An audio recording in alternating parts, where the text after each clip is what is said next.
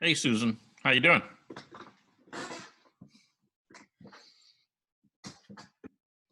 Okay, you're muted. Let's unmute you. Okay, I can talk now. Yes, you can. I'm sorry I got off on that tangent today. It just was upsetting, but I guess that nobody knew where the 10th Commandments came from. So Oh, I just posted there. But okay. Well, actually, yeah, I thought most of them knew where it came from. Naomi just wanted to kind of emphasize the fact that, yeah, it started with Moses and Judaism, and then, it was passed along. So, and it was, yeah, right. they're, all three of those religions are like really intimately connected, Yeah, yeah. it's just history. Mm. This tree. So everybody have a good lunch? All 5 of you, 4 of you? Yep. Yes, it was very good. Good. Yeah. I took a little time yesterday and did a lot of cooking. It's become our custom, through the pandemic, because we both work here from home, to kind of spend either Saturday or Sunday in the kitchen and make up a bunch of stuff to keep in the fridge, so that all we have to do is go open up the fridge and get a plate and, put some stuff out there and throw it in the microwave and warm it up, and we don't have to do a lot of cooking during the week. And so yesterday I made a very large pot of pinto beans and put a little beef in it, a few chili peppers and some onions and good stuff in there. So we got a big pot of beans, and then I made a big pot of wild rice to go with it. And so we got plenty of rice and beans, and got some meat cooked for the week. And so all we have to do is just, like I said, just go visit the fridge. It's easy peasy. So do you have a specialty, Charles? Do I have a specialty? You mean as far as food? Something that you like to cook more often than others? Oh, I'm a equal opportunity seafood guy. if I see it, I eat it. Okay. Yeah. No, I mean, I like all kinds of food. I have very broad eclectic taste. Like we both like sushi, right? But Okay. but I like basically Central and South American food. I like Middle Eastern food. I like Asian food. I haven't I tried. thing I don't like yet. Okay. I tried California sushi and it was really delicious. I did enjoy it a lot. Yeah. In fact, well, we went to the store. Well, it was Sunday. Sunday morning we left. We went to a Mexican food market and bought vegetables, and then we stopped by Kroger on the way back so we could get yogurt and stuff like that. And they, Kroger,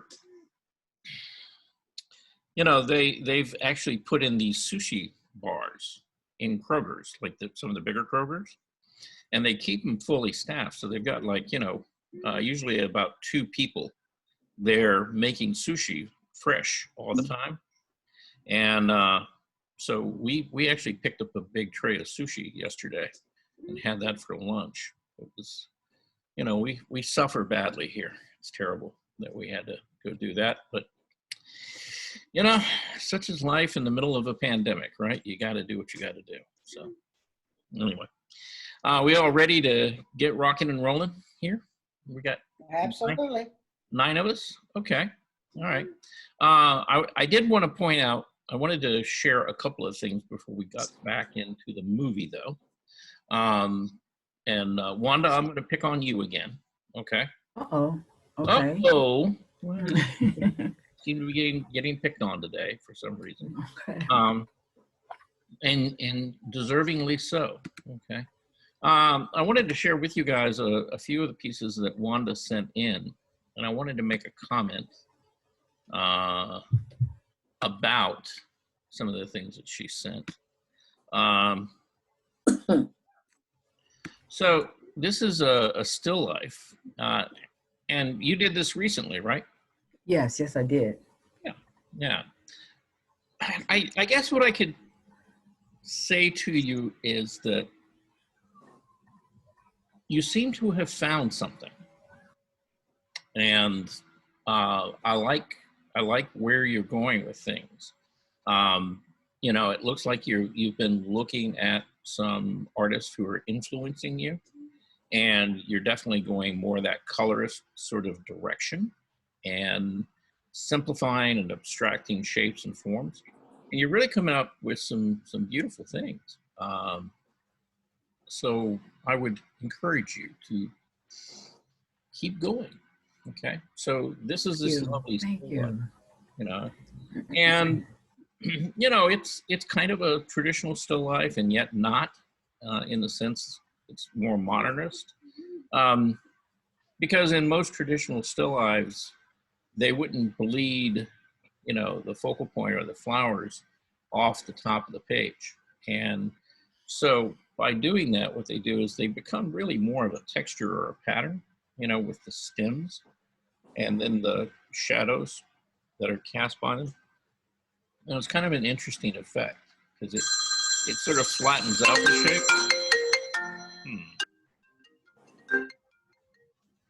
It sort of flattens out the shape, you know, in the painting, and kind of makes it a you know, a more modernist sort of painting where, you know, you don't have necessarily a lot of depth Mm, in it, okay. and so it really becomes kind of more designed. And yet at the same time, you know, you've still taken the time to put in these indications of shadow, you know, like a cast shadow, and then you try to give us, you know, the illusion that, okay, you know, this is a surface that's laying down, and then you got a vertical surface of a wall or something that's having a cast shadow on it. And so this one is kind of transitional, you know, it's a little bit of both. Then you get into this landscape, and you've done some earlier landscapes, Oh, but yeah. you know, this one again seems to, you're taking on some of the decorative elements that we've seen in some other artists' work, and you're using them in interesting ways and creating patterns and things like that that work very nicely. Again, you know, this has a very kind of contemporary modernist, you know, feel to it, and you know, you did a much better job, you know, with the perspective, and you know, getting this to, you know, move backward mechanically. You know, I mean, it diminishes as it goes to the horizon line, and yet at the same time, you know, again, you know, this is kind of one of those more decorative sort of paintings that you're not really trying to, you know, say that this is a landscape out in nature. It's the idea. um you know, it's kind of like what the guy in the film was talking about, you know, this ideal of paradise, you know, and Mm, that's kind of what this reminds me of a little bit. okay. Yeah, I did better with the path, right? Not lopsided like the other one was. Right. Yeah. Yeah. So I mean, all the actual mechanical devices are there to, you know, give you the depth of things, and at the same time, the way that you use color, you know, I mean, some of this is kind of soft and sinks back, you know, but most of this color is pretty much so full intensity and very vibrant and rich, and so it moves forward. And then, and I don't know which order you did these in, but you know, and then you have this piece, you Yeah. know, and this piece is amazing. I mean, it really, Oh, it's a thank you. really nice piece of artwork, and it's fun. It's got a lot of movement in it, color, shapes, you know, everything's kind of moving around in there very nicely, and you know, it's got just a nice feel to it. Now, this was This looks like some kind of water media. Is it acrylic or is it? It's watercolor and some acrylic, Okay. because with the watercolor I wasn't getting the brightness that I wanted, Uh-huh. so I used acrylic to make the brighter colors. Okay. And I had a lot of fun. I just started drawing stuff and adding this and adding that, and just let my mind go. Good. Good. Because that's kind of where we're headed is, into this Mhm. whole kind of imaginative or creative drawing and painting type thing, uh, which is why we kind of did the colorist and Fauvist and folks like that. And now we're kind of moving Mhm. forward. Now you did this, and this is a little more kind of standard, sort of traditional.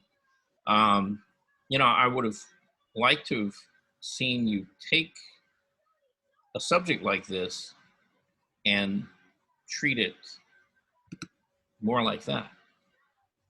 Oh, You well, know? the guy I did, that's all watercolors. I just took some color and put it down and made the face, Hmm. and and drew in dark spots for the eyes until I started building things up a little bit. Mhm. Watercolor is really tough to work with. You make a mistake, you gotta let it dry and try and fix it. Mhm. But it's a lesson learned, that's for sure. I enjoyed it though. Yeah. I can see how John and Naomi really work on their watercolors. It's hard to do. It's not as easy as it looks the way they make it look. No, no. Sometimes, but Yeah. sometimes those little mistakes that you make can actually be a Hmm. benefit because then it, you know, pushes you to maybe go a different direction with it or try something new. Oh, okay. So, but yeah, I would like you to, try to take a subject like a human face, not necessarily Hmm. or whatever, but just a human face, you know, and then try to do something more like, a little Oh, simplified, a little more graphic, a little more abstract and colorful, oh, right? okay. You don't have to stick to this is a flesh color or something. Mm-hmm. Okay. Now, you'd sent this in earlier, and this is one of your mixed media pieces, and then now you've added some light to it, Yes. and you see the difference. Yes. Yes. Okay, so now it's got a direction of light, and it's beginning to get a little bit more form to the Hmm. actual face itself, and kind of feel a little more solid. Um, and so I mean, that's definitely going in the right direction for you. Okay. Okay, good. And then, of Thank you. course, you sent this piece in, which, again, it's one of these pieces I really love. I mean, it's got great design in it and just kind of fun, great color, So, again, and I think we talked about the composition. It's like I'd like to see you do more of this, but Hmm. try not to center everything. You know, Okay. try to play with the composition, be more conscientious about where things are and the size relationships of things, and really push those and play with them. Okay. Okay. I also added the words that you suggested. Uh-huh. I Okay. may not have made them strong enough to see, Yeah, but there I are can words going now. around. Harmony, joy, right. Yeah. Yeah. Yeah. Yeah, and that's kind of the idea. Okay. Hmm. So yeah. So you've got some things to play with now. And then you have Yes. all those artists that you looked up, Right. inspiration Yes. as well. So Fabulous stuff. yeah, good. And I'll take some time and I'll look at them, Okay. maybe over the next day or two. And Hmm. like I said, I wasn't really familiar with any of them, and so any of you, if you, like I said, if you've got artists out there that you're aware of, or people's work that you've seen, or anything like that that you want to share, hey, put it out there. Send it our way, and that way everybody can kind of take a look. Yes, absolutely. Yeah, well, you know, we can all learn stuff here. Anyhow, Hmm. so I'll stop picking on you for now. Okay. Okay, but I wanted to share that. And then I wanted to look at a couple of other pieces that people sent in real quick. Let's see. Bob, are you here?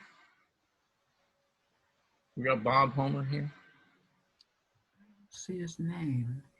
Yeah, I don't see his. Yeah, yeah. I think we scared a lot of people away. Okay. But Susan, you're here. Let's take a look. Because you sent your drawing back in, and I like it. sent it, I had rubbed it the way you said on the leaves. I'm sorry. What? I rubbed the leaves like you said. You Yeah. told me to rub. So, Right. Yeah. Soften some of this back, and you see how now the tree trunks are more dominant, and you get the idea. Okay, there's foliage and stuff up there, but you know, you really get to see sort of the design and the movement of these tree branches and things through there. That turned out to be a really nice drawing, Susan. So thank you. Yeah, because they look like branches of the trees and everything. Yeah, it looks good. they do, yeah, and they're interesting shapes, and you know, Mhm. you make interesting positive, negative shapes in there. You know, Susan, I have a request. Okay, and this is really not just for Susan. This is everybody.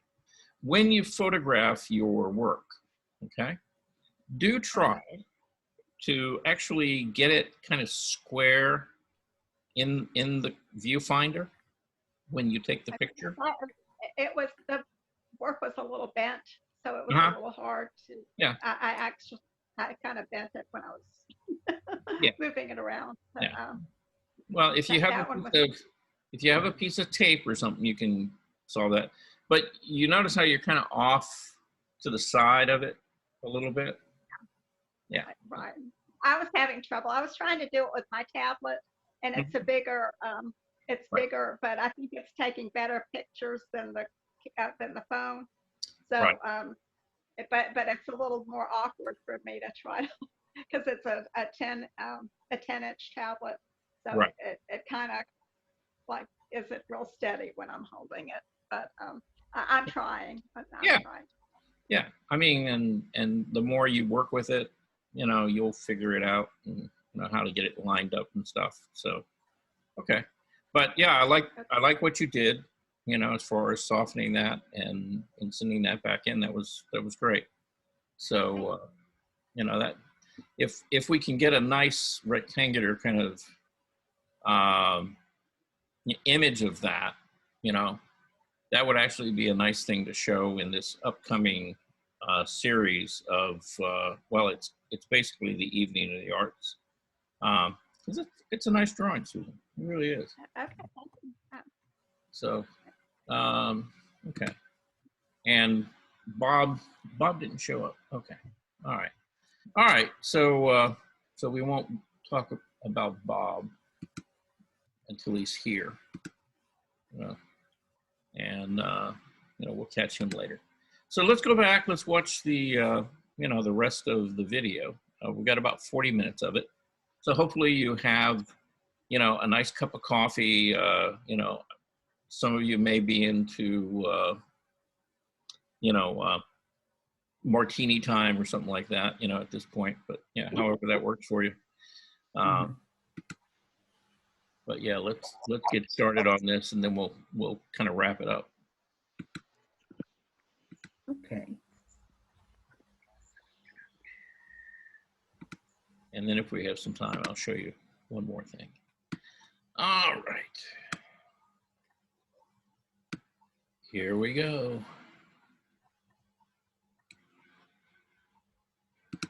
Now there's a name to conjure with. The mirror of the world, they called it. The pearl of the East. The jewel of Islam. But then they also call it the city of famous shadows. And that's because it's haunted by so many ghosts. Samarkand's an oasis on the edge of the Kizil Kum desert. Trouble with being an oasis is that everybody wants your water, and they all know where you are. This program's too short for me to list all the conquerors and warriors and nomadic cutthroats who'd loomed out of the desert to take Samarkand.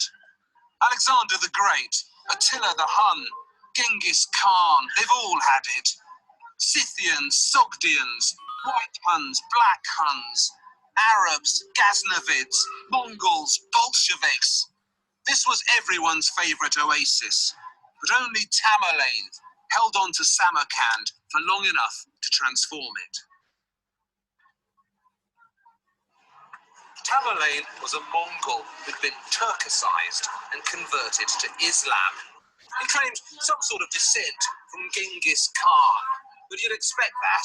Around here, all the ruthless warrior conquerors claimed descent from the great Khan.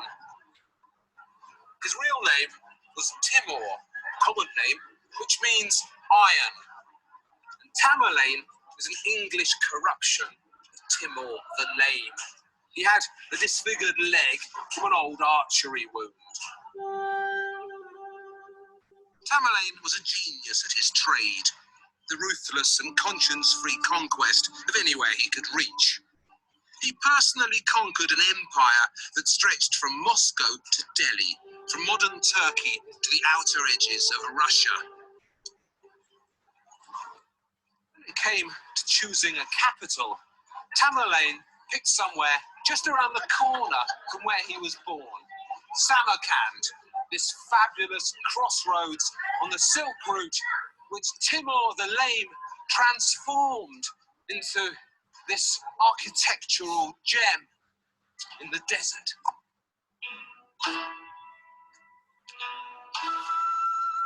Timur the Lame is one of the few mortals who's given his name to a style of architecture. And this Timurid architecture is one of the glories of Islam.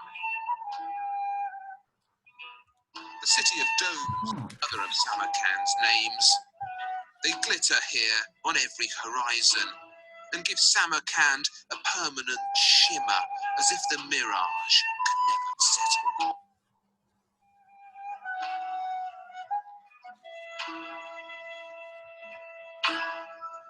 Domes have always had an obvious relationship with the heavens. People used to think of the sky itself as a giant dome covering the earth. And Timurid architecture makes this connection entirely explicit. The buildings, the lower halves, are fashioned out of these desert bricks, so brown and earthy like the ground around here. And then rising above them are these celestial domes, usually coloured an evocative turquoise. The Timurids specialised in this blue. Their architecture is excellently colour-coded for instant legibility. The domes are blue, the buildings are brown, the message on the walls could hardly be bigger or clearer or more insistent. Out here in the desert, on the edges of the empire, in the middle of nowhere, you need to spell it out.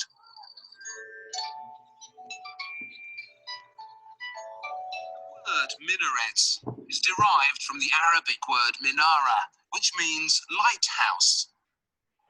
Originally, these Timurid minarets were intended to be literally lighthouses in the desert. You have to imagine them rising like steeples in this hot and flat land, visible from all angles. And thirsty camel traders trudging along the Silk Route, seeing one of these in the distance and knowing that here they would find water and hope and God. Allah, Allah, Allah, it says on this one. Muhammad, Muhammad, Muhammad. It's a brilliant piece of religious advertising, perfectly positioned in the desert to bring in the client. So the dusty Silk Road trader is lured to this gorgeous oasis by the lighthouses. The domes tempt him closer, and he finds himself in here. Perfect garden. A million flowers seem to be blossoming at once, so colourful, so intense.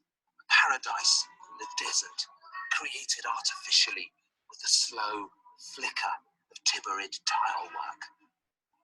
Can you hear the water tick? Can you feel the shade beckoning? Who wouldn't choose a religion that promises this?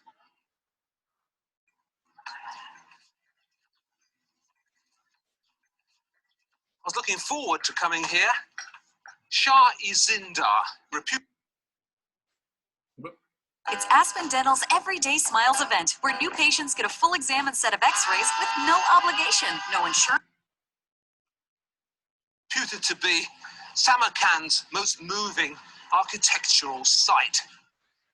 It's a Timurid necropolis, a street of the dead in which Tamerlane buried his female relations.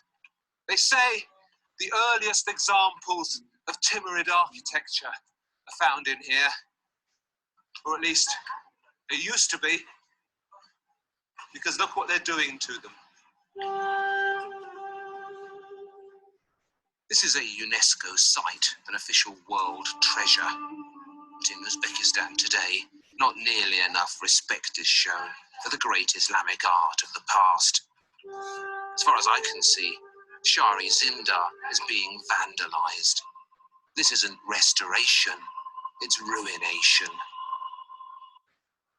They're determined to complete this by Uzbekistan's Independence Day, which is coming up. This is their idea of working quickly to finish the job. It's like a construction site at a very ugly shopping centre. Look at this brickwork. Oh, look what they've done to the tiles.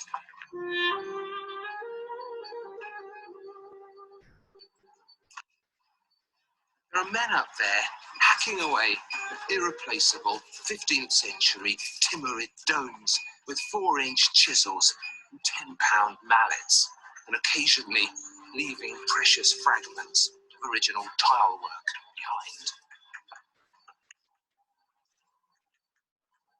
If you like buildings and you like Timurid architecture, which everyone in their right minds should, because it's one of the most inventive and unmistakable architectural traditions in our civilization, then don't come here. You'll just want to.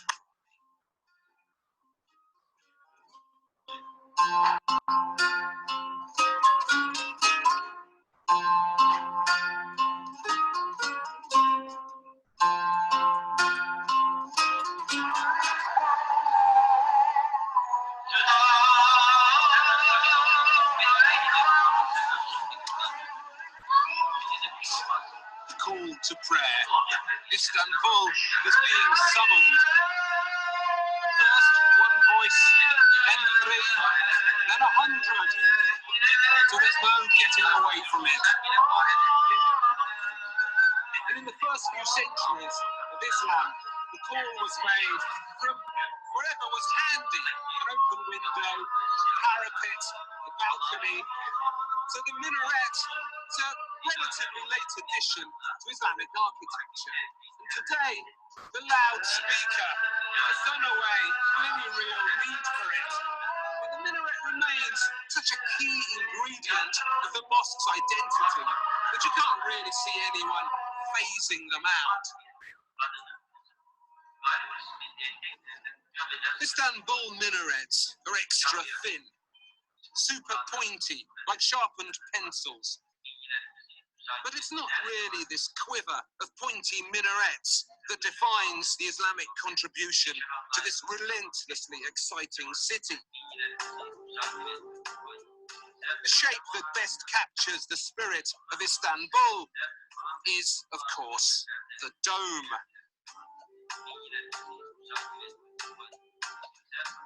Nothing in architecture is quite as awe-inspiring as an impossibly lofty dome. Defying gravity, floating miraculously. And Istanbul is packed with them.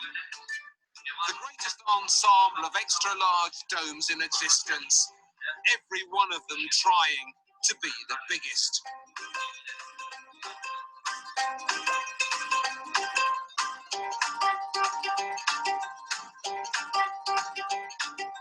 In the centre of Istanbul, at the heart of the city, there is this great standoff between two macho domes, glaring across at each other like a pair of heavyweight boxers at a weigh-in. The sense of confrontation here is so obvious, it's almost amusing. In the red corner, we have Hagia Sophia, a Christian church originally built in the 6th century. And with its height, its ambition, the conquest here of physics, this is, without a shadow of doubt, one of the 4 or 5 most significant buildings ever erected. To have achieved this in the 6th century defies belief. But then, in the other corner, you have the Blue Mosque, built 1,000 years later by the Ottoman Sultan Ahmed I, but determined, you sense, to outdome Hagia Sophia, to match the ancient Christians, and indeed, to beat them. Ah yes, the Ottomans. You were wondering when we'd get to them, weren't you? Even the most chronic sufferer from dynasty fatigue will always stir at the sound of the Ottomans. These conquerors of Istanbul were such showy showmen.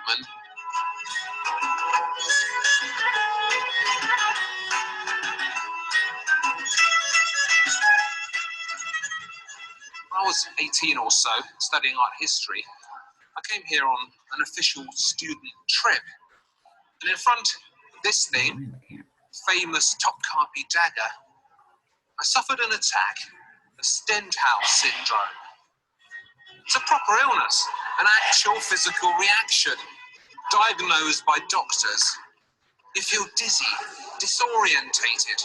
Some people actually faint and fall over, literally knocked out by the power of art. In my experience, Islamic art encourages this heavyweight dizziness more fiercely than any other artistic tradition. And the strong room of the Topkapi Palace, where the treasures of the Ottomans are kept, is a dangerous place for the Stendhal sufferer.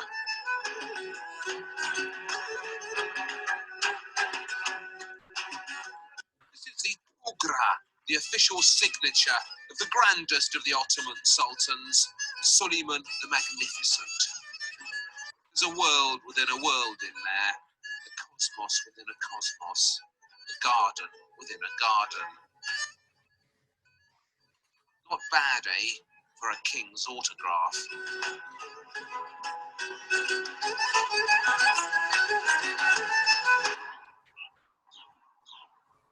They say Istanbul is built on 7 hills, but that wasn't enough for the Ottomans, so they added these other ones. It took 100 years for an architectural hero to emerge in Istanbul, capable of taking on the early Christians at dome building and beating them. His name was Minar Sinan.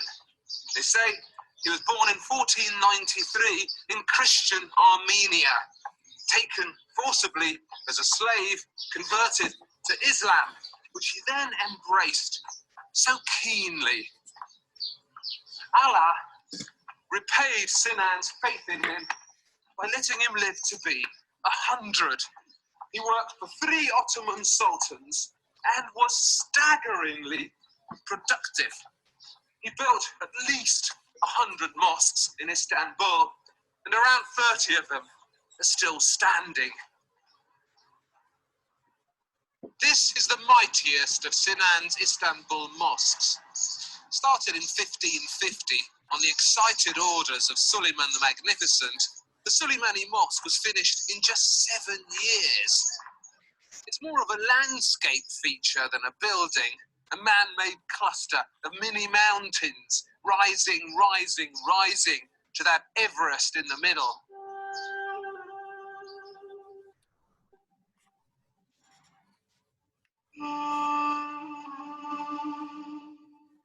It isn't just the size of this mosque that fills you with awe, it's the mood too. It makes you feel all floaty, as if your heart's been pumped up with helium. It's a narcotic experience. You're high on the art of the Ottomans Their domes are very different from European domes. St. Paul's in London or St. Peter's in Rome go like that. They're melon-shaped. But these Ottoman domes are much flatter. They're like the top of a flying saucer. They make the whole space enclose you and seem somehow circular, as if the entire building is one gigantic dome.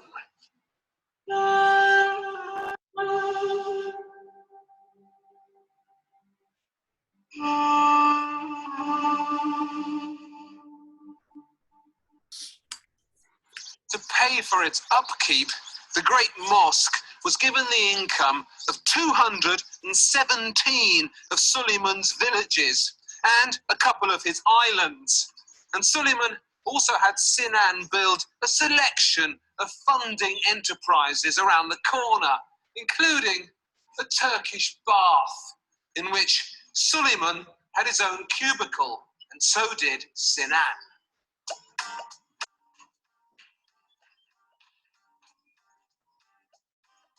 The Ottomans built 150 or so Turkish baths, so many they created a citywide water shortage. Cleanliness was a fetish so potent in Ottoman Istanbul that it had a special school of poetry devoted to it. I'm afraid my Turkish isn't up to translating it for you. Instead, a few words from Philip Larkin seem appropriate. If I were called in to construct a religion, I should make use of water. Going to church would entail affording to dry different clothes. My liturgy would employ images of sousing, a furious, devout drench. And I should raise in the east a glass of water where any angled light would congregate endlessly.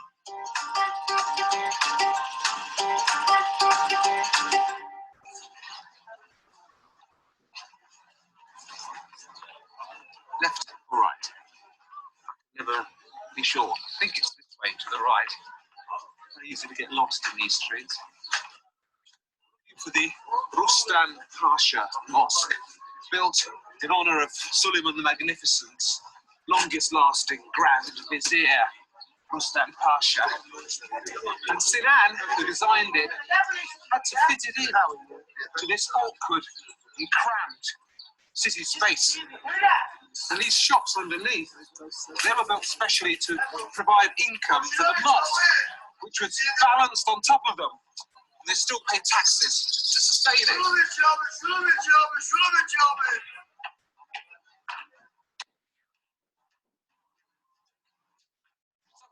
A platform above the city. As you can see, the outside of it is plastered with an amazing sequence of Iznik tiles.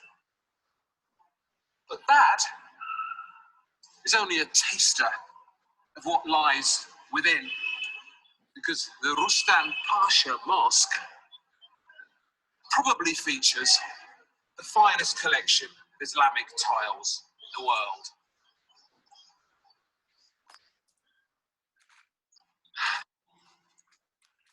What a sight. Sinan went slightly mad in here. It's an experiment with tiles that he never repeated anywhere else. They're everywhere. Mihrab tiles, back tiles, galleries tiles, dome tiles, wall-to-wall Iznik tiling. And every single piece in here, every square inch of this is the finest quality Iznik.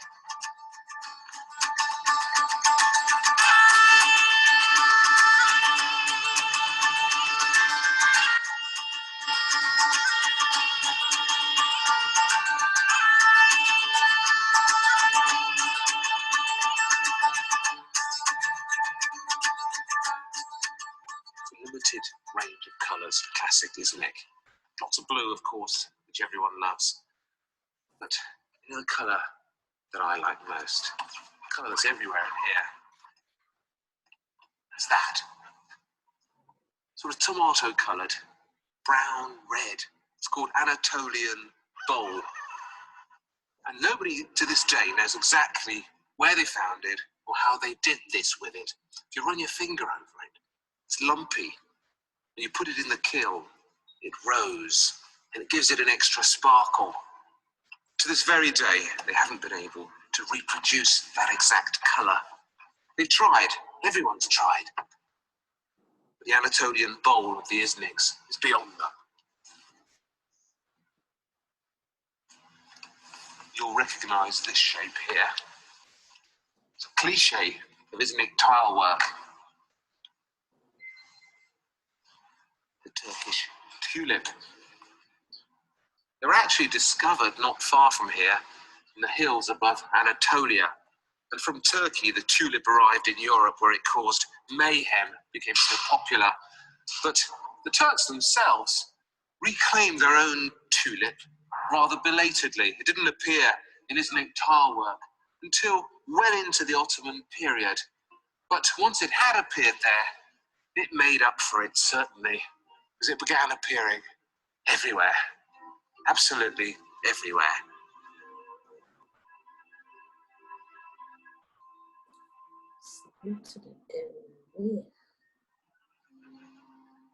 There's a chance, a very vague chance, that you don't know what Iznik tiles are. So I've mounted an arduous expedition from Istanbul to find out.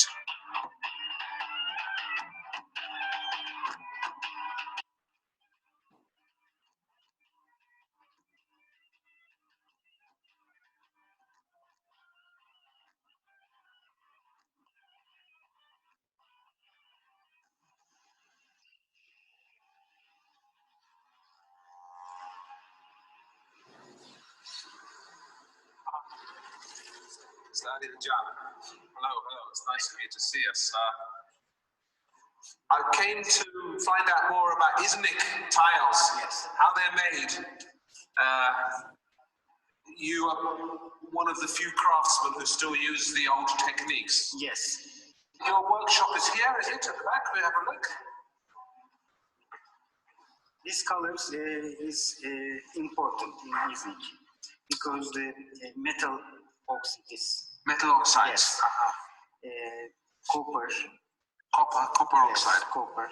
Green, huh? Green, and the other copper is turquoise. Turquoise is Yes. copper. So the Iznik tiles, when Yes, they Iznik tiles, yes. when they use turquoise, is from copper oxide. Copper. So what about this Anatolian Bole, the red color? Red is important. I use the Iznik clay. Iznik Yes. clay. This is the famous Iznik color. Yes. Do you dig clay yourself here? Do you go? Yes. You find Yes, the place. I found. Yes. So you have a secret Yes. secret Yes, place. secret. Yeah. Yeah. Yes, secret. People say that it's very, very, very difficult now to Yes. get the same color. Yes. Why? Uh, Same clay. Because they lost Oh, they lose it. 50% lost the color. Yes. So when you actually put it in the kiln yes. to bake it, 50% of it gets lost. Yes. I see. So it's not very efficient, so they don't use it now. Yes. But you use it. Yes. Excellent. It's a beautiful color. Look, maybe we can show people there. Look. Uh-huh. There. Tomato red. Yes. Beautiful.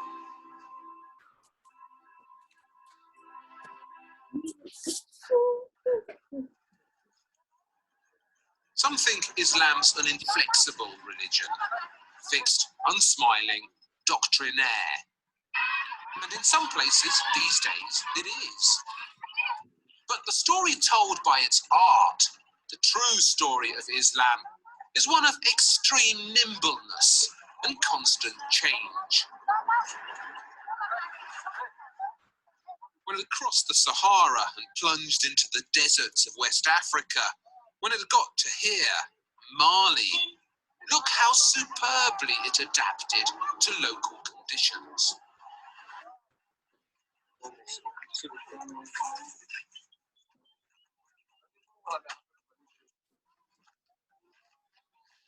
of the larger mosques around here are exactly a day's journey apart. They're like mystic petrol stations, spaced carefully along the trade routes. This is the biggest of them, the Great Mosque of Djenné. It looks ancient, doesn't it? Venerable. But actually, it was built in 1907. This is a 20th century building. Djenné is the oldest known city in the whole of the Sub-Sahara. It's even older than Timbuktu, its sister city further up the Niger. Djenné, they tell us, was settled in the 3rd century BC, but Islam only reached here in the 14th century, brought by the Arab traders who'd crossed the Sahara and decided, quite understandably, not to return. Legend has it that the first king of Djenné who converted to Islam knocked down his palace to build a mosque instead. Not this actual building, an earlier one on the same site, which survived here for 500 years before crumbling back into desert dust.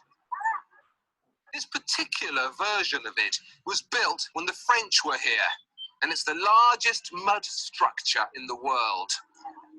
In all the old books about it, you'll read that the French were responsible for its planning and its construction.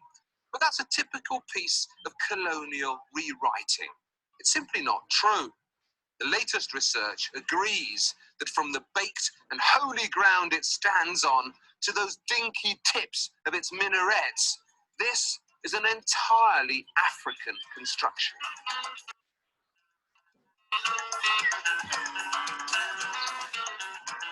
If French engineers had measured out this courtyard, they'd surely not have come up with the creative parallelogram followed by this ground plan. This is not a shape that exists in European geometry. Fantastical, looming, unlikely, no European imagination could ever have come up with this. Its outlines, its colours, its sheer inventiveness are so obviously from around here. The Great Mosque of Djenné is a giant tribute to an unmistakably local look.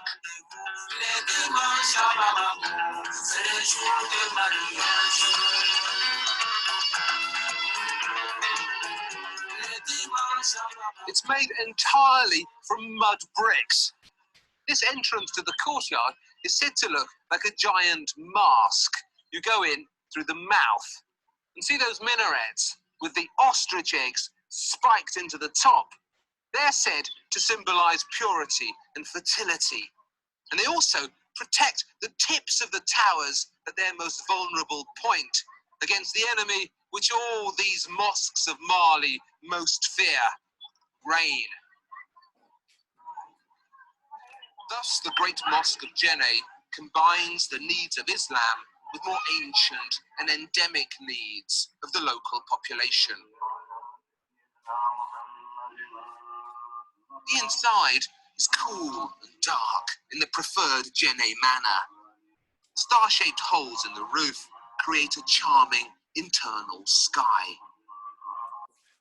We had to use a local cameraman to get our shots of the inside. Westerners aren't allowed in anymore. In 1996, a French fashion magazine filled the mosque with half-naked models showing off some latest designs. I suppose I'd better not name that disgraceful magazine, but it's habitually and crudely interested in the latest vogues. Every village in the area has a mini mosque featuring fabulous variations on the Djenné style. They're all different, of course, but they share a common enemy: water. Time the rains come, once a year, huge slabs of exciting mosque are washed away. But instead of complaining about it or bemoaning their lot, the people around here see it as an annual opportunity to come together, celebrate and renew.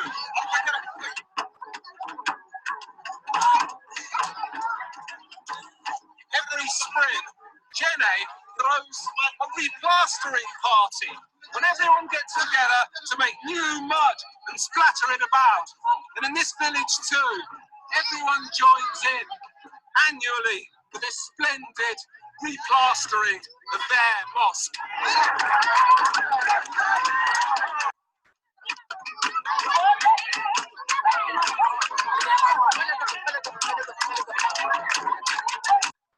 It's a giant mud beano and looks fun, but it also signals an interestingly different architectural attitude.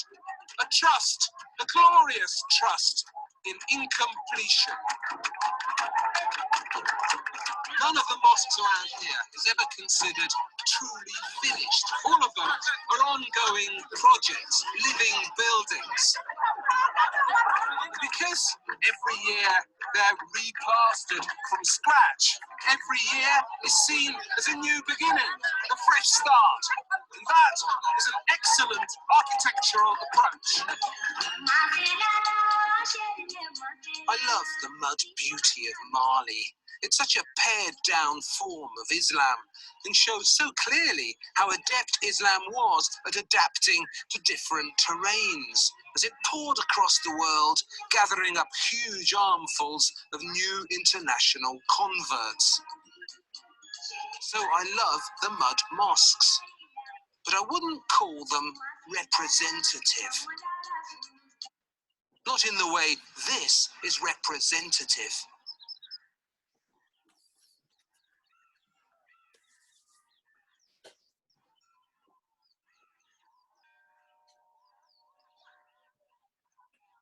Seen so much money, haven't we, on our journey around the Islamic world?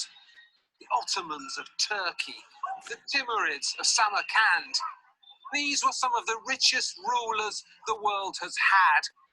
But even the unimaginable wealth of the Ottomans or the Timurids would have seemed like small change to the most lavish of all the Islamic super dynasties. The Mughals of India.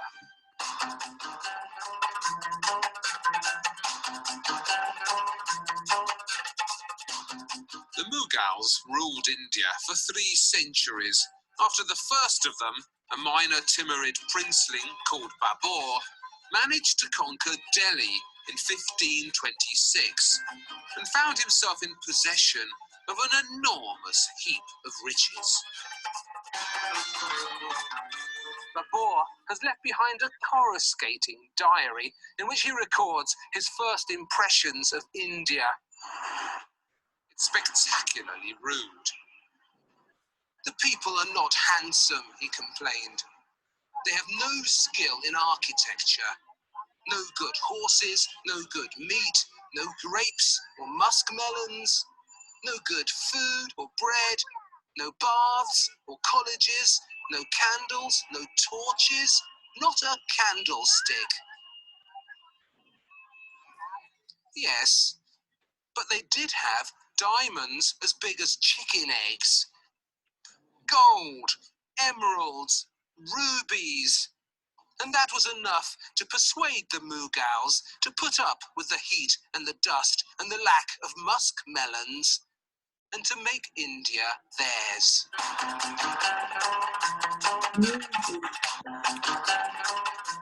And the Mughal dissatisfaction with what they found here became an unexpectedly productive force.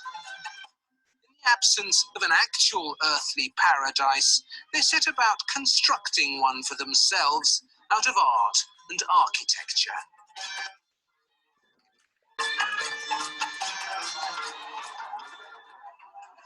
The Taj Mahal is always said to be a monument to love. The tale is endlessly repeated of how Babur's heartbroken descendant, Shah Jahan, built the Taj as a tomb for his beloved wife, Mumtaz Mahal, who died giving birth to their 14th child. Look at that famous photo of Princess Diana sitting up here on her own with no Charles beside her, looking so lonely. What made it particularly poignant is this famous story that's told of Shah Jahan's momentous royal love for Mumtaz Mahal. Unfortunately, the latest thinking on the subject is that Shah Jahan actually built the Taj for himself as his mausoleum. It's a much less romantic tale, but much more likely. When you come here to Agra and witness this sort of splendour, the Mughals displaying their inordinate wealth, there's a tendency to see it as nothing more meaningful than the scattering of rupees. Very tasteful, but still loads of money sort of behaviour. But underpinning the Mughals' spending lust was a set of specific Islamic ambitions that aren't commented upon enough or noticed enough.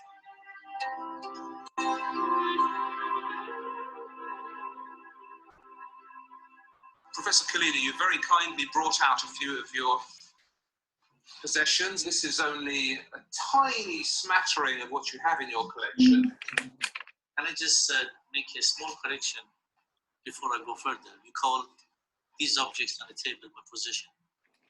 Nothing belongs to anyone. At the end of the day, everything is created by Almighty and it belongs to Him.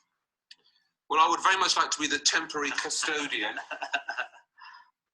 of this. There is a beautiful story about this box. It's made out of 93 floorless emeralds. Yeah, the Indian Carved emeralds. Indian emeralds. Indian emeralds, Carved yes. Indian emeralds. So that's extremely, extremely rare and probably belonged to Shah Jahan. It's of his period. So they didn't make this sort of thing just for anyone. This was probably the royal piece. So the creator of the Taj Mahal Yes. cared about everything that he created. He must have been one of the greatest patrons there's ever been anywhere. No, there were a few. I mean, he was definitely one of the greatest patrons in India. This would have been used as a little jewel box, would it? Or... Probably a box to put jewelry or stones or emeralds, but it was definitely a part of the court belonging.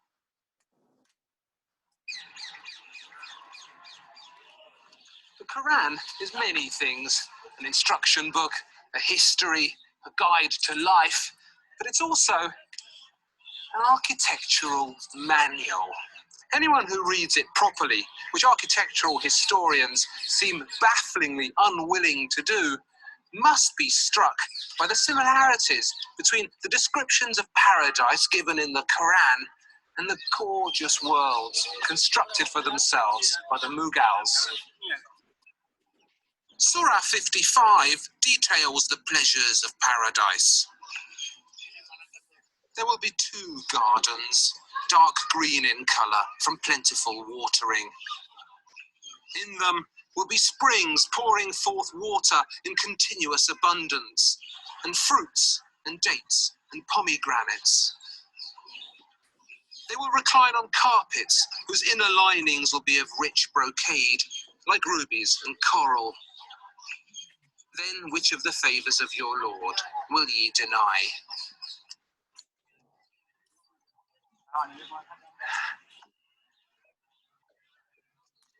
The gorgeous world of the Mughals isn't just a display of spending. It's never godless or merely greedy. Fountain for fountain, palace for palace, garden for garden, all of it is an attempt to imagine the Islamic paradise and an effort to fulfill the Islamic obligation to build that paradise on earth.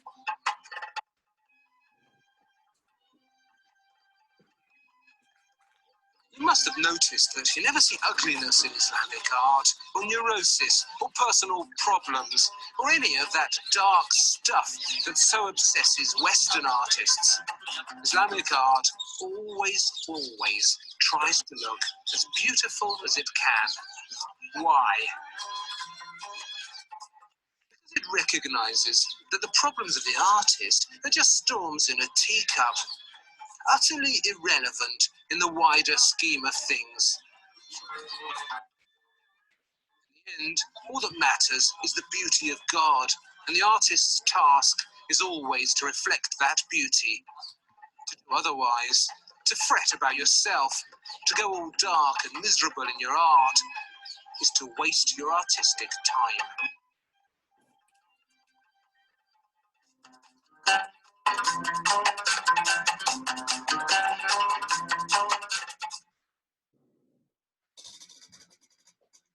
And there you have it.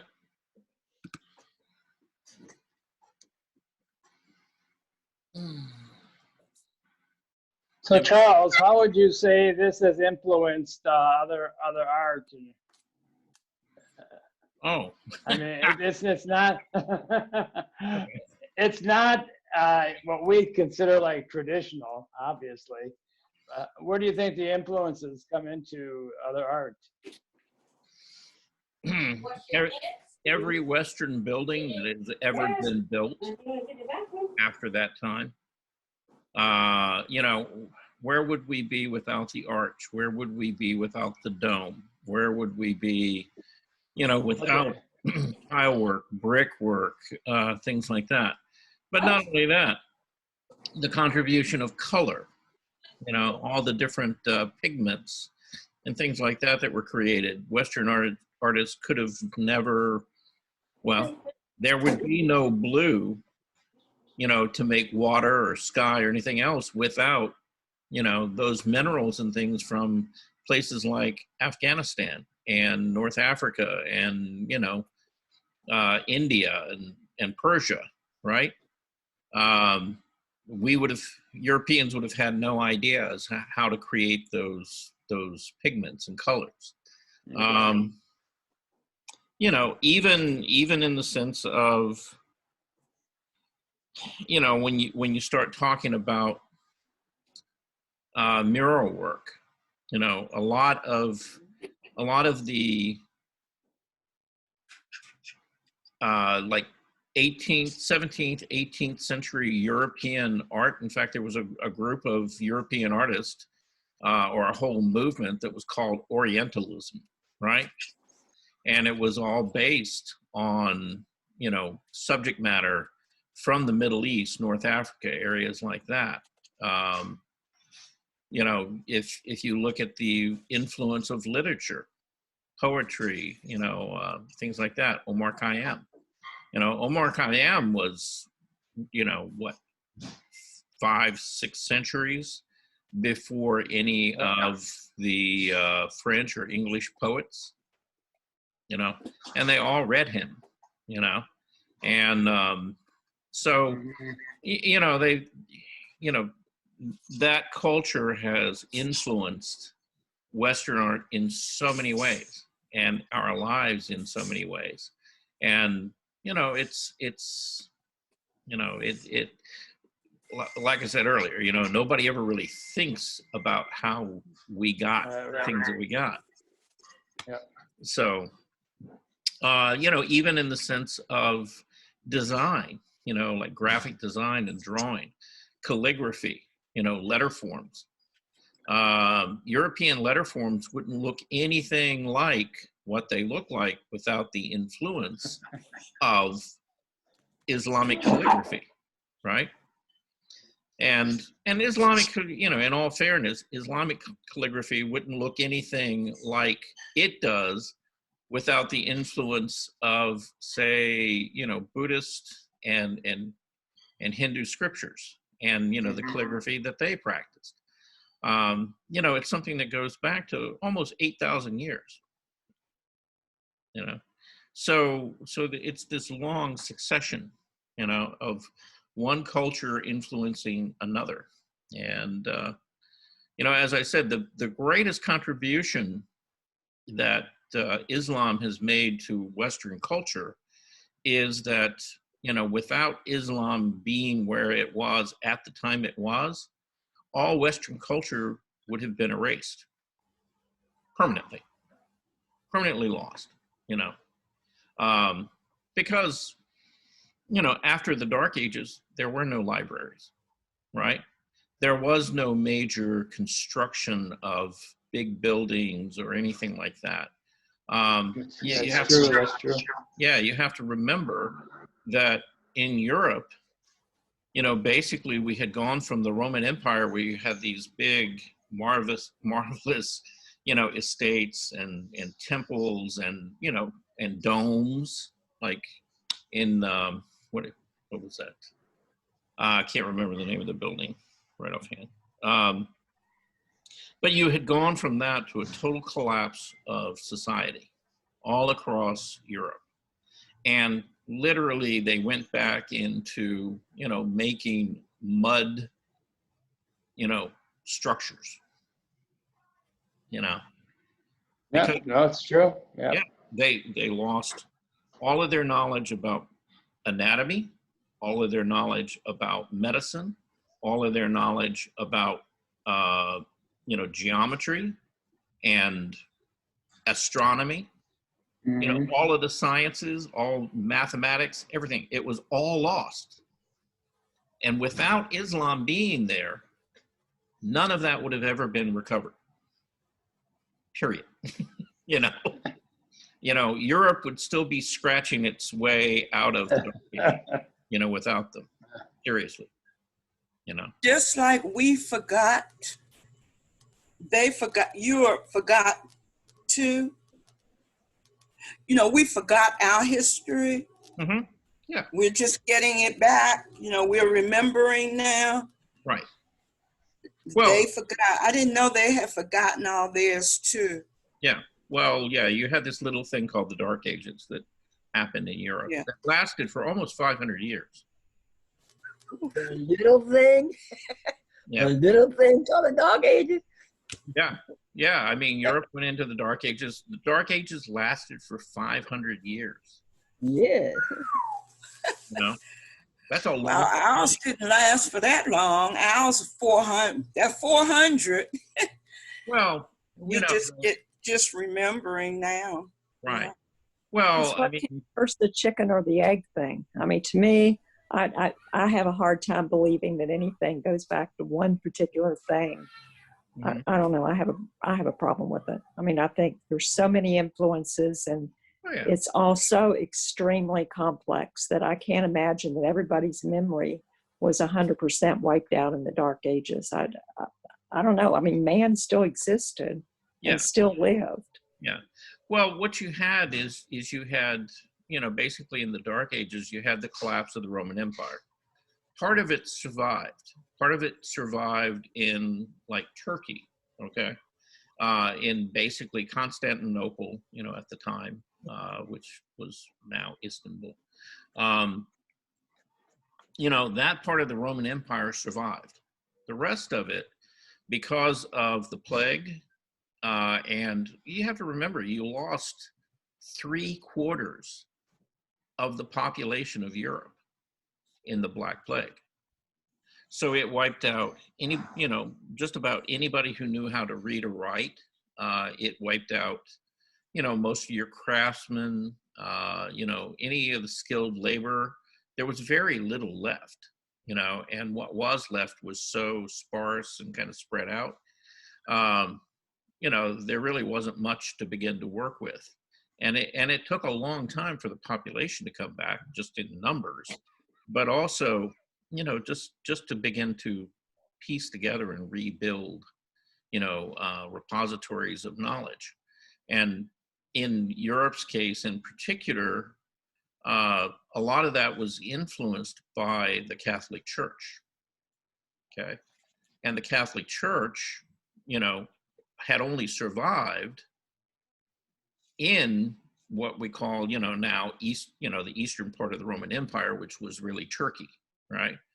And, you know, so you had monks coming from that area, going to whatever surviving monasteries and things in France, Germany, England, Italy, you know, even in like the British Isles, like in Scotland, Wales, Ireland, and kind of starting over, you know, and like I said, it lasted 500 years. It took them a long time, you know, to get that back. But yeah, there's no definitive, you know, it just came from one place. Yeah, and Charles, I don't think that my ancestors forgot their culture. I think the culture was taken away from them when they were brought here and suppressed. And Yeah. we weren't able to bring it out, all those years of enslavement. But I don't think we ever forgot about our history. And now we're rediscovering and things are coming out. So Yeah. Well, I not think forget. you've got a population of people in this country who are of African descent, who, yeah, I mean, they were never educated, you know, in what their history really was, and it was, you know, basically hidden away from them.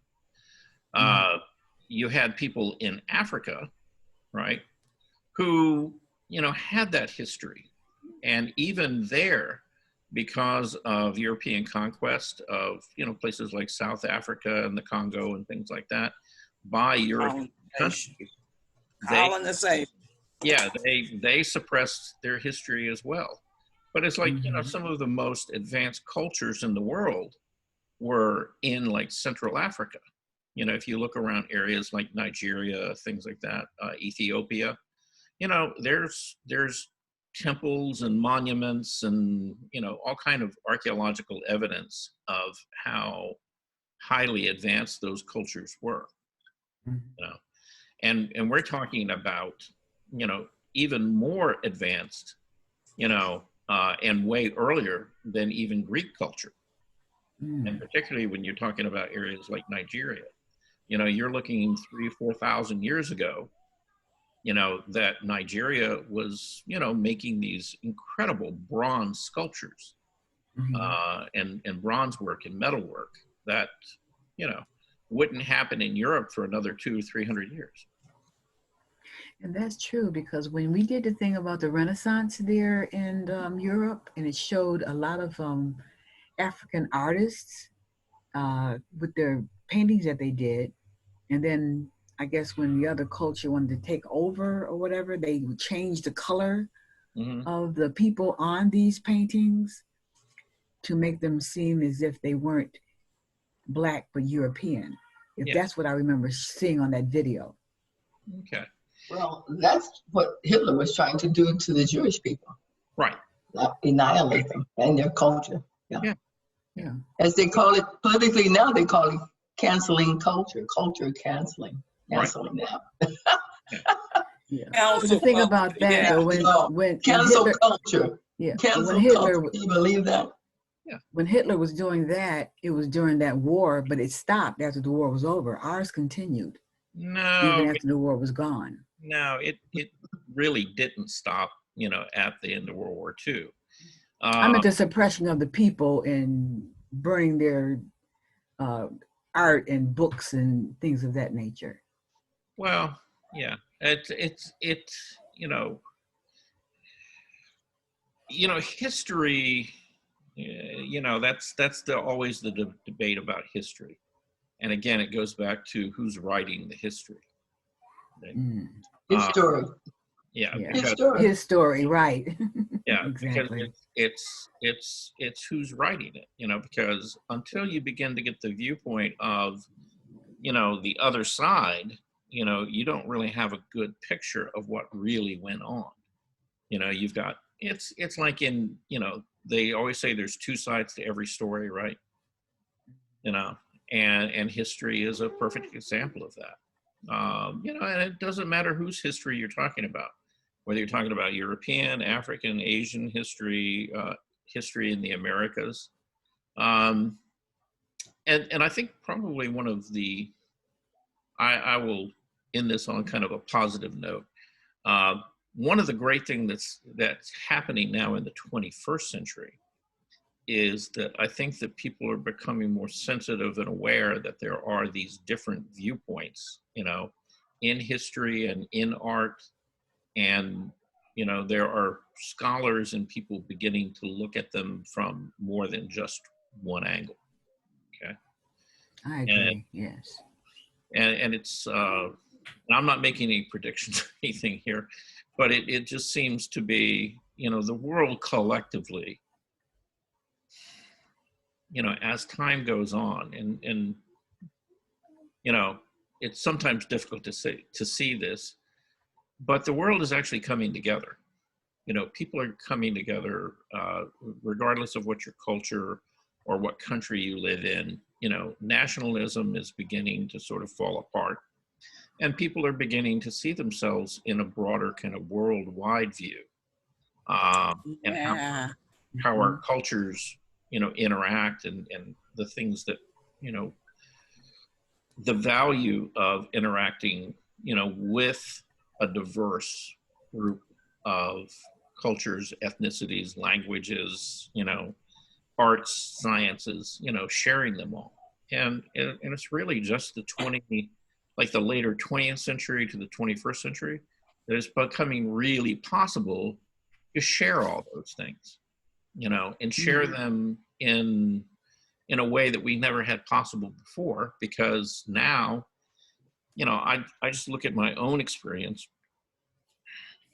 It would not have been possible, you know, let's say that we were living in the 1930s or 1940s.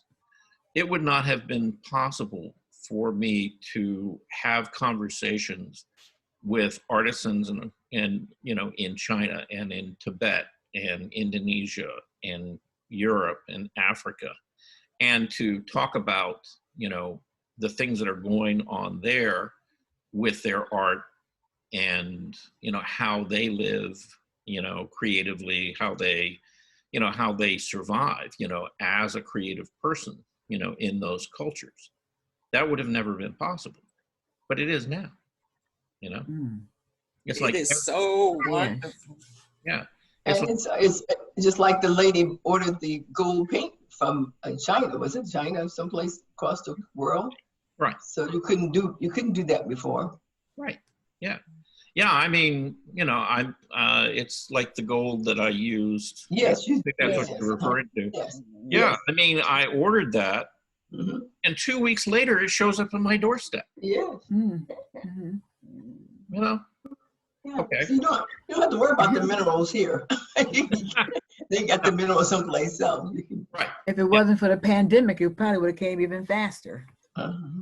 Maybe not, actually, you know, because I mean, I think if you really kind of begin to look at that, the whole world, not just little pockets, not just the US and things like that, but we've all become more reliant on, you know, like these companies like UPS, FedEx, Prime, United Postal Service, Amazon, you know, and all these other sites that are sort of competing with them, you know, to get the things that we need, you know. And while we're trying to just get the basic things that we need, it's opened up the opportunities for us to get stuff from places that we would have never thought about, you know. Yeah. It's like, you know, I mean, normally I would go down to Binders, you know, or Michael's or something like that to go buy my art supplies. But because I'm not going to places like that now, I can get online and, you know, I see, hey, you know, there's somebody writing this great review about this metallic paint, you know, from Japan, which actually ended up coming from China, I found out.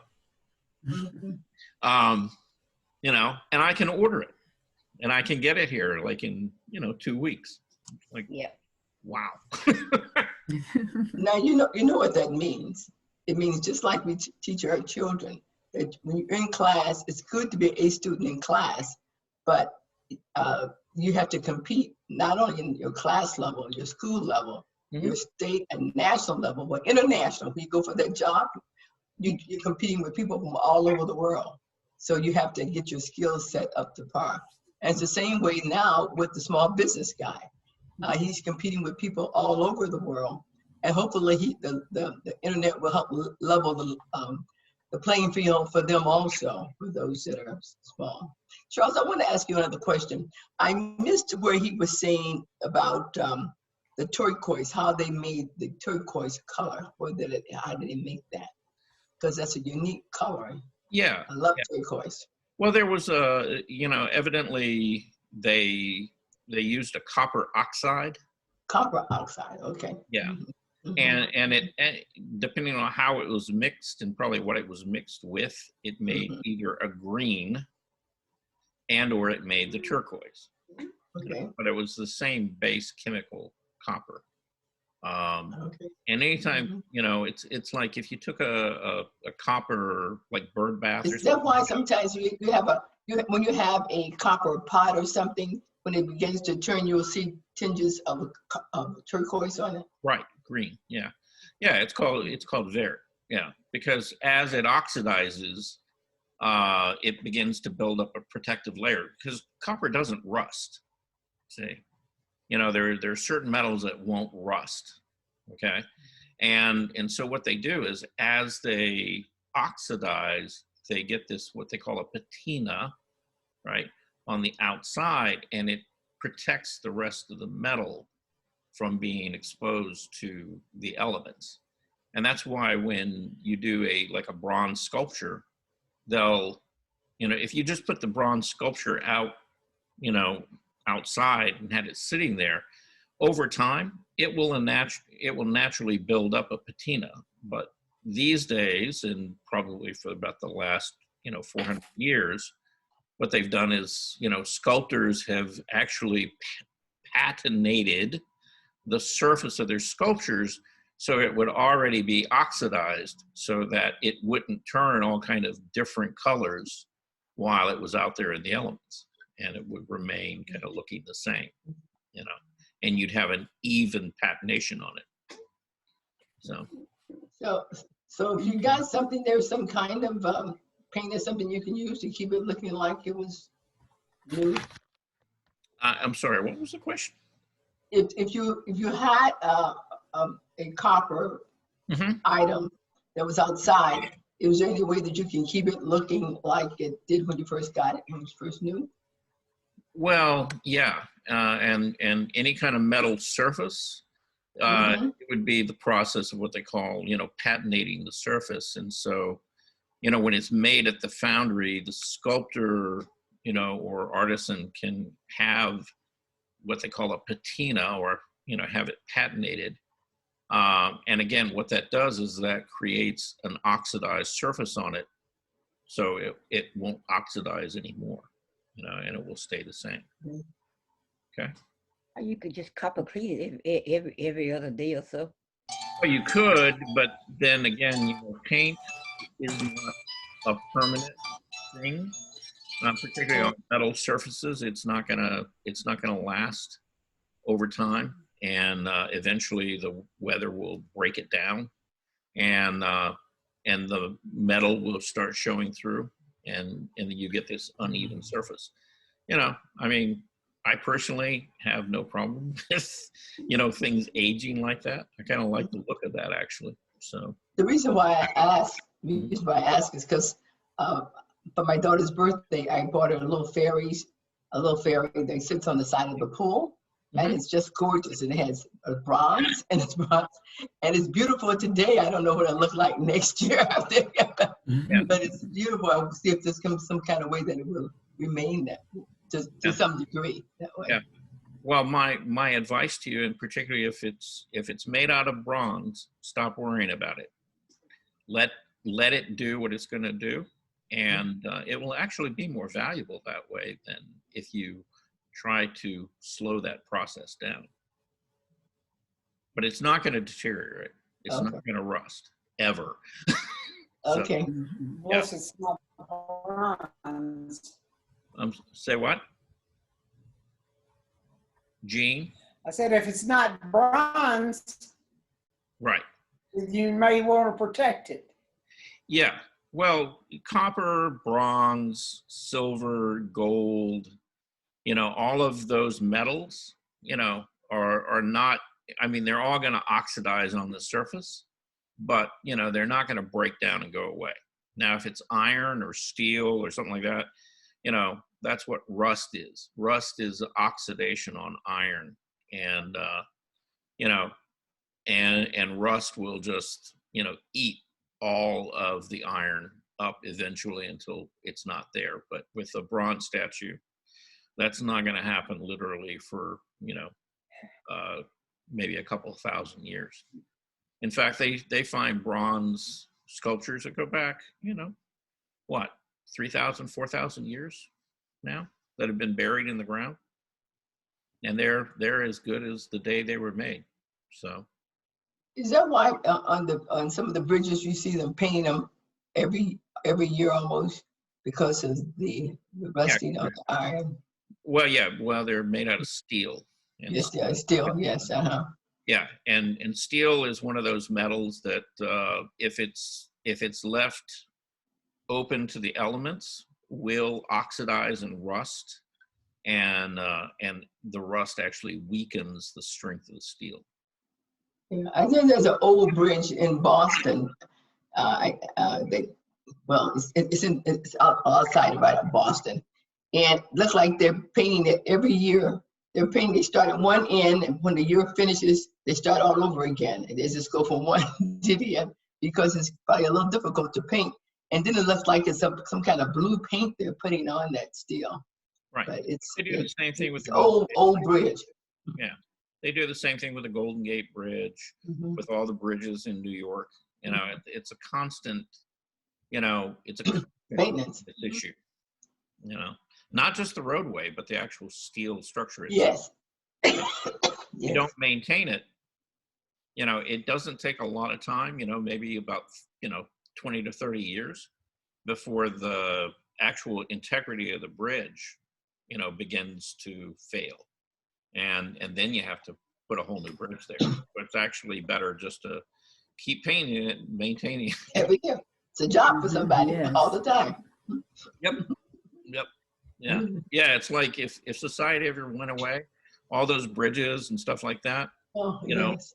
all the steel skyscrapers and stuff like that, within probably 100 years, most of them wouldn't even be there.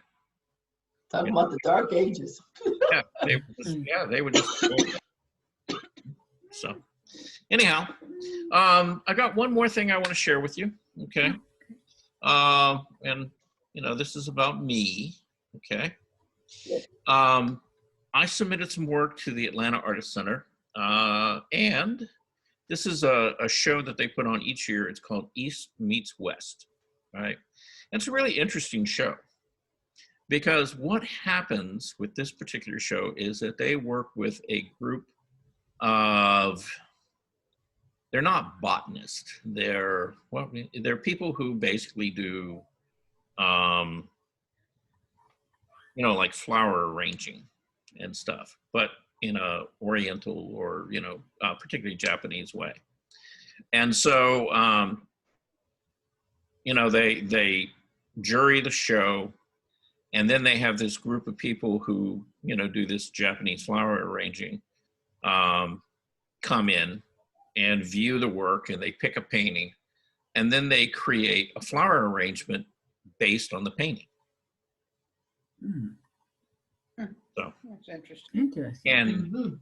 And so when they open up the show, they not only have the paintings, they also have the flower arrangements there too. So it's kind of a interesting idea, and concept. They've done this for about the last 5 years. Anyway, I submitted 3 pieces of work, and I'll show you the 3 pieces that I put in. And it's kind of an unusual thing, but I actually got all 3 pieces that I submitted. Fantastic. Oh, Hey. Okay, I almost hit the wrong thing. Cancel. Yeah, okay. Do you have a picture of the flower arrangement that was taken from your piece? No, because I haven't seen those yet. You know, these pieces just got juried into the show. So I think when they hang the show, that's when they have the people come in. Okay. And so, you know, this is one piece. Okay. And this is very nice. Yeah, this is a painting that I did. It's called Aphrodite Slumbers. Okay. And then this is another piece. And this was done. That's pretty too. Oh my Yeah, this was done as a demo at Benson. And I was. Is that watercolor? No, it's acrylic. Oh, okay. Yeah, it's acrylic paint. And so, you know, I did this as a demonstration, you know, in using acrylic paint. And, you know, Claudia, I think you were there, you know, kind of watching this. Yes. And then this is a young model that we had working with us for a while. Her name is Talisa. She had a very unusual look to her face. And so, you know, I painted this of her. And, you know, I really, you know, I like this, you know, piece. So those are the three pieces that I turned in. And very nice. And they all three got in the show. Is this an acrylic also, Charles? Pardon? Is this an acrylic also? No, this is oil. This is oil. Yeah, this is oil paint. The first one I showed you was oil paint as well. Okay. Wow, that's beautiful. This one, because there's lightness to it, I couldn't tell. Yeah. Well, you know, and one of the things I like to kind of play with, regardless of the media that I'm using, is I kind of like this very, very kind of almost watercolory look, or, you know, fluid look, you know, to the color. And so, you know, I'll use very thin oil and put a lot of medium in it, and then, you know, have this very loose kind of drippy, runny background, you know, and then build, you know, images into it. You know, and I did that really on all of these. You know, I did that here. Well, not all, but yeah, these two pieces in particular. See? You say you put a lot of medium in it? What medium? Well, in oil, you know, you use like a stand oil, or a mix of chirp and linseed oil, you know, so it thins the paint. Now, I try not to use, you know, I used to just throw turpentine in it and thin the paint and make it real liquidy. But, you know, I've learned the error of my ways, so I don't do that anymore. And so now I'll always put some walnut oil or some linseed oil in. Walnut linseed, got it. Yeah, you know, to mix with the oil paint to thin it down, and then, you know, put it on and then let it kind of drip and run, do whatever it wants to do. And you know, the advantage of doing things like that is I can lay in a very quick, very loose background and keep it very soft, you know, and then come back in with a cloth or a brush and literally lift color away, you know, if I need to, and really manipulate it and push it around for a long time. With the acrylic,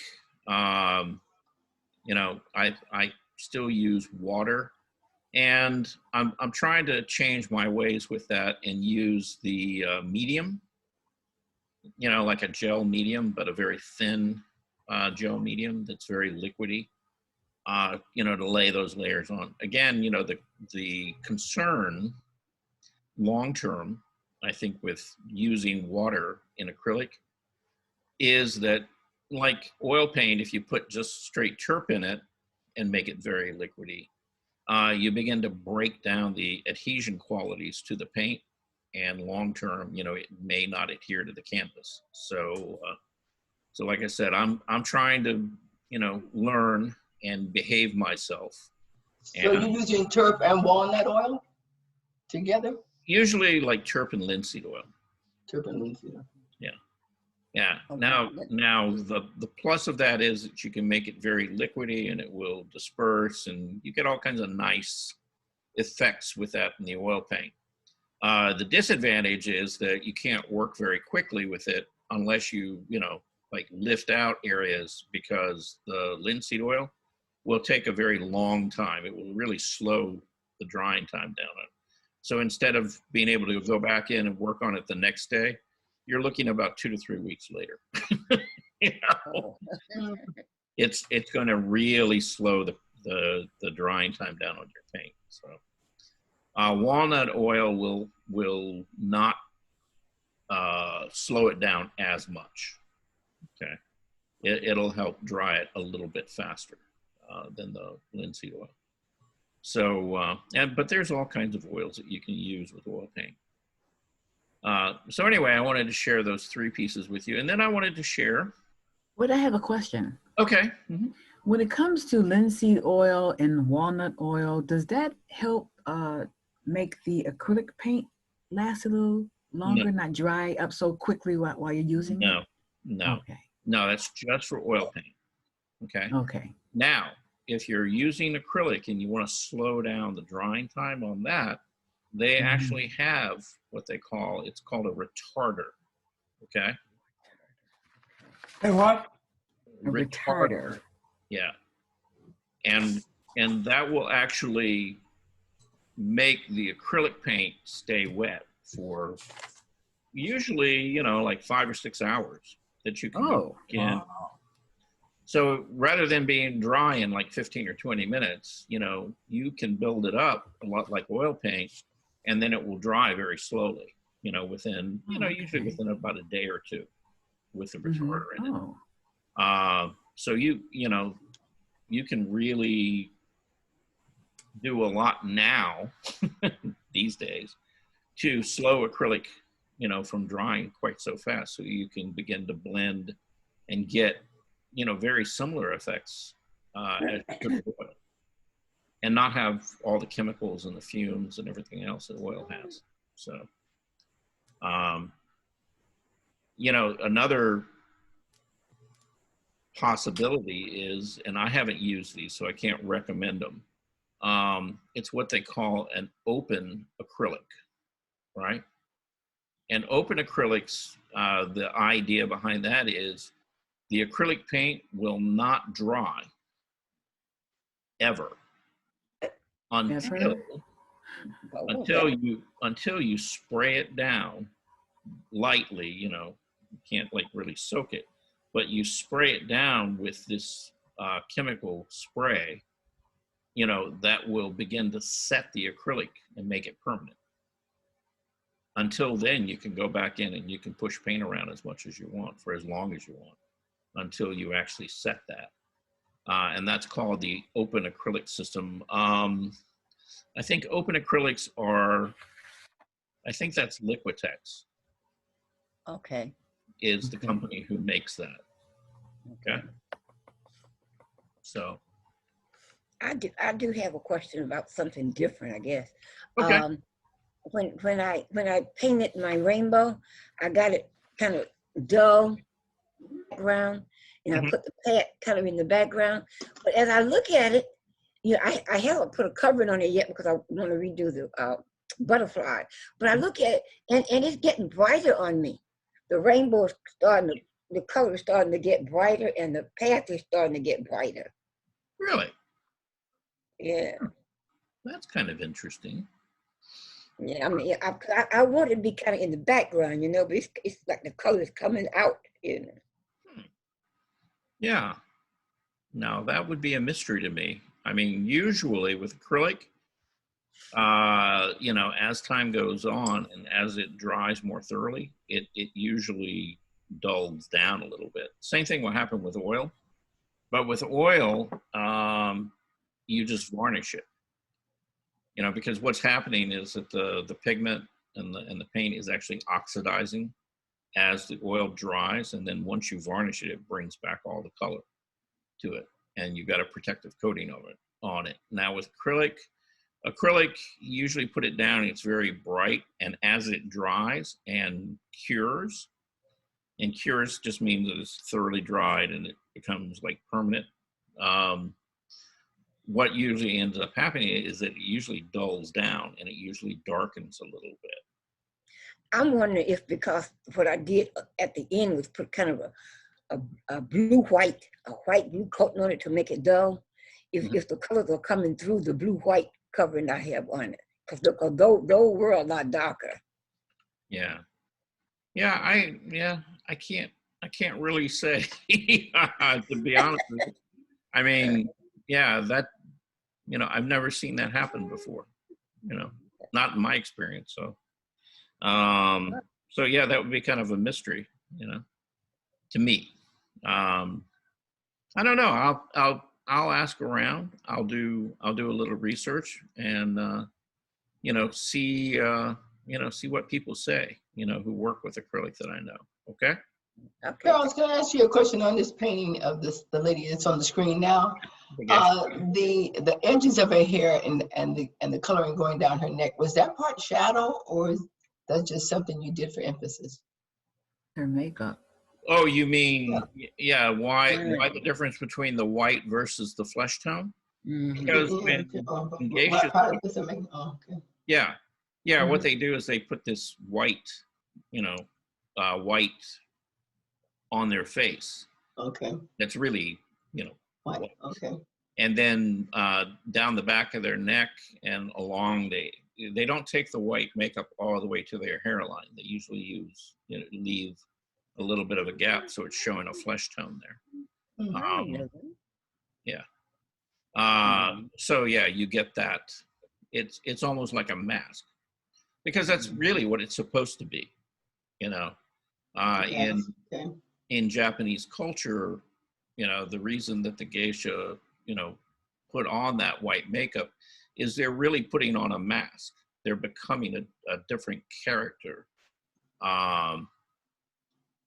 you know, for their clients, because, you know, they're artisans, you know, they're theatrical performers and singers, and, you know, well, they do all of the arts if they're truly geisha, you know, everything from calligraphy to, you know, playing music and singing, and they do it all, you know, they're trained in all of those. So, but that's kind of the idea, is that they're really for the pleasure of men. Yes. Basically, yeah. They were like concubines, huh? No. No, actually, that's not it at all. The geisha have little or nothing to do. I mean, I'm not saying that it never happens that they don't have some kind of physical relationship with their clients, but it's rare. You know, the geisha are, you know, just performers. That's all they are. They're there for entertainment, you know, mainly intellectual entertainment. You know, they are very, very well educated women, and in Japanese society that never happened, and so it was a very small number. And so, you know, as well as being singers, dancers, and, you know, performers, you know, they were also very well read in history and all kinds of different subjects, so that they could have intellectual discussions, you know, with, you know, the people that they were entertaining, the men that they were entertaining. Like Call Girls. I saw this documentary, this movie that they had made about the geisha women and all the things that they put them through to be able to become this geisha, even to the point of breaking their feet so that they would look smaller and be able to fit how they wanted the petiteness of them to be. Right. Yeah, there's a lot involved in it. Yeah. Yeah. It's a little more complicated than most people, you know, think. Is it still going on today? Yes, it is. There's in fact, you know, there's been a pretty substantial rebirth of the whole geisha tradition, you know, and actually geisha become, you know, financially independent. I would think so. Yeah. You I'm know? just so glad Claudia asked the question, because I thought it was a shadow. So I learned something about what that white really means, you know. Yeah. Yeah, there's a whole tradition behind it. Now, Now, you know the club down in, no, the restaurant in Buckhead where they have the Persian dancers? Jay, what is that Persian class? It's down in Buckhead. It's on it's on, and they have the belly dancers. Jay Pervez. There's a lot of different Persian restaurants. Now, the only one that I know, it's really kind of between like downtown Atlanta and like Peachtree Battle, and that's Sufi's Kitchen. Yeah, I know. I think I've been there with you. Now, this is maybe it's different, but it's a bigger place. It's like only in the evening time, I think. Okay. And couples can go and everything, and they have dinner. You sit on the floor, and then the lady they dance. Belly dance and stuff. Right. So, but I'm just saying, I said all that to say that women do a lot of entertaining in restaurants and different places, establishment for the pleasure of men. But then some of them have it so that it's a place where women can come also, where there's dinner. That's the one in Buckhead is more civil, and it's more just the modest in a sense, you know. It's not anything risque except for the belly dancing. Yeah. Well, even belly dancing, I mean, I think, you know, there's a lot of misunderstanding about that, you know, unless you kind of grew up in that culture. But, you know, belly dancers. They have classes here in Atlanta. Oh, yeah. Yeah. Well, belly dancing became a big thing, like in the 60s and the 70s. You know, because it was a good form of exercise, you know, for a lot of housewives. Of course. And stuff. But you know, culturally, the place for belly dancing, you know, in Middle Eastern culture, again, you know, they're kind of performers, and a lot of people misunderstand that and kind of think it crossed that line of, you know, the difference between a prostitute and a performer, and the two don't necessarily have anything to do with each other. Mm-hmm. So that's true. So anyhow, other than that, I was kind of hoping that India would be here. Is India here? Did she make it back this afternoon? Charles, what center are your paintings in? Where is the art show, the flower and art show located? Yeah, well, it will be at the Atlanta Artist Center. Atlanta Artist Center, okay. Yeah, and oh God, what is the name of that street? It's there in Buckhead. Let me see if I can give you the address. I can Google it. Yeah. Anyway, it's the show, I think it'll be the second week in March when it gets going. And yeah, the second week of March, yeah. And the gallery is open to the public, okay? You do have to wear a mask, okay? Yeah. And you do have to socially distance. And it's unlikely that they'll have a formal quote-unquote reception opening. But I was talking to the lady who manages the gallery down there, and I think she said this last show, they had like 1,500 people come through over the month or so that it was open. So they're still getting some foot traffic, and you know, people are still coming in from the restaurants and things around there, and viewing the shows, which is great. You know, it's good that people are getting out looking at stuff. Thank you. Okay. And anyway, I was hoping India would be here because I actually pulled this painting and I wanted to share it with her because she was doing the reflections, right? Yes. Yeah, the clouds and stuff like that. And this is a painting that I've done. And again, you know, kind of water and it reflecting, you know, surfaces and things. Is that her painting? No. This is my painting. Yeah. Oh, yours. That's beautiful. Oh, you did that, Charles. I see a lady standing over there by the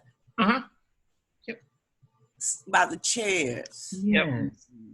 That is out so there on Yeah, this is. Size is this? Pardon? What size is this? I think it's about a 16 by 20. Okay. Yeah. Where's that at, Charles? What's the location?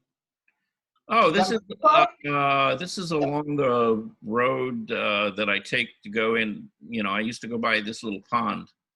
I want to say it's not Hemphill. What is it? God, I can't remember. Starts with an H. Anyway, it's coming out of Sandy Springs, heading toward Smyrna. And, you know, I don't ever get on the freeways. You know, I always take the back roads. And so I would go by this little pond every day. And it's, you know, it's right there by the road. It's a beautiful little place. You know, there's a house, and the house is for sale right now, actually, in case somebody's interested. In case you want a pond in your front yard, you know, the house is, you know, just up the hill from that. And so I stopped along the road and set up my paint box and painted out there for a couple hours. And it's a nice little place. So That is beautiful. yeah. But anyway, yeah, I just wanted to talk about, you know, trying to get reflections and stuff. But we'll do that another time when she's around. That's beautiful. Yeah, that's a nice picture. Yeah, though. I look forward to learning how to do the reflections and the water. Yeah, I know. Me Well, too. basically, turn when you're painting upside down, right? And whatever you painted, you know, outside the water, you're reflecting. You're basically doing the same painting in the water. Mhm.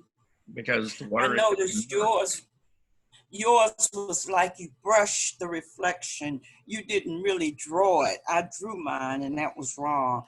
You just like lightly brush your reflection in the tree. Yeah.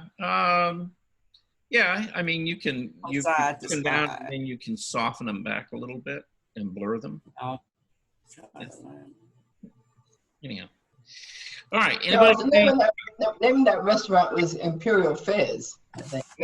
Oh, okay. Yeah. Yeah. Yeah, that's. Mhm. Mediterranean. Yeah, there was one out in Decatur. That's the Imperial Fez as well, and it's and yeah, they do. They have belly dancers out there on a regular basis. It's nice. Mm-hmm. Yeah. That comes from our very diverse population, because we receive a lot of refugees here in DeKalb, in the Atlanta area, from all over the world, and all of those in a lot of the areas. And the women love to go and do the belly dancing, and they had classes and everything, and you know. And I used to work with a lot of the refugees, and so we go and invited to many of their events. Yeah. And that's when I was just seeing Lorenzo at the beginning. You know, he would go to some of those events, and it was very nice banquets and stuff like that. Then when the belly dancer just got a little bit too close, so we had to do something. He wasn't even my boyfriend, but I'm not gonna tell you what I did. We had some chocolate cake on the table, and I just put it all over his eyeglasses. He could not see. I guess that's one approach. Yeah. I don't know what come over me, but I wasn't gonna allow that to happen. Like he wasn't even my boyfriend. We had chocolate ice cream, all of his chocolate pudding cake, all of his glasses, you know. But that's what I remember about. And I did take some of those lessons, but I couldn't dance like that, boy. No competition.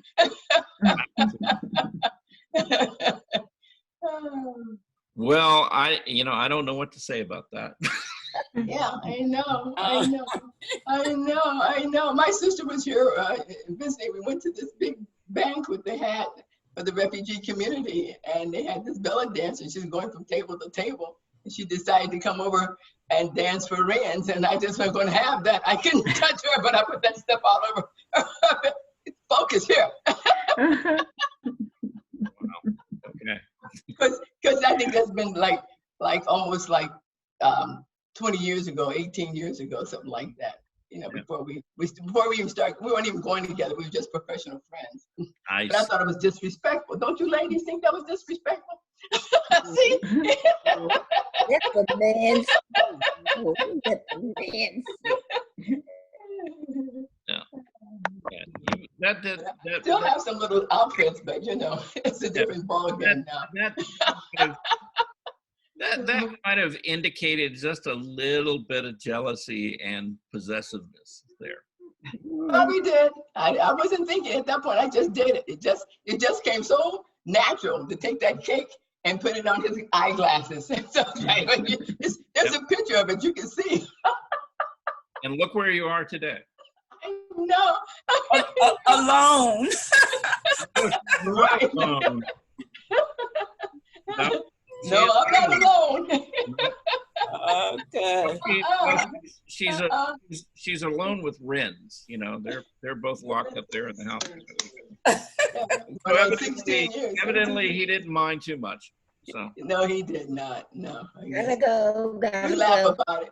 Oh, it was your husband? Huh? Yeah, You married him? Yep. Yes, we started going together later on. You know, yeah, he was just a professional friend. I have a lot of professional men friends. You know, that's Well, I'll tell you what. in your life. Yeah, we'll let you guys get together and share. You know, like that. But I don't have anything else to cover, and I guess at this point we'll say, I guess we'll see you on Wednesday. Send in some paintings, you know, whatever you're, you know, working on, whether they be watercolors or whatever media, and you know, we'll look at those on Wednesday. Okay. Okay. I can't seem All right. to finish Bye, everybody. mine. I gotta go. Got a class. All right. Bye. See you Wednesday. All right. Thank Some you all tomorrow. for coming. Charles, mine, it takes me so long to finish my paintings. Yeah. You don't want me to send them in until I get finished, right? No, if you have questions or you want to get some feedback on them, you can send them in finished, unfinished, or otherwise. All right. Okay. Thank you. All right. Yeah, and just, you know, I mean, if you're going to send it in, you know, just say in the email, this isn't finished, but, you know, I wanted to get some feedback and, you know, maybe I'm having trouble with this or that, you know. All right. And then we'll. Did you get my little mice that I was learning how to draw? Yeah, I think I did. Yeah. Oh, good. Good. They came through. Okay. I think so. Okay. Thank you. All right, everybody. All right, Charles. Talk to you later. All right. Bye. Bye.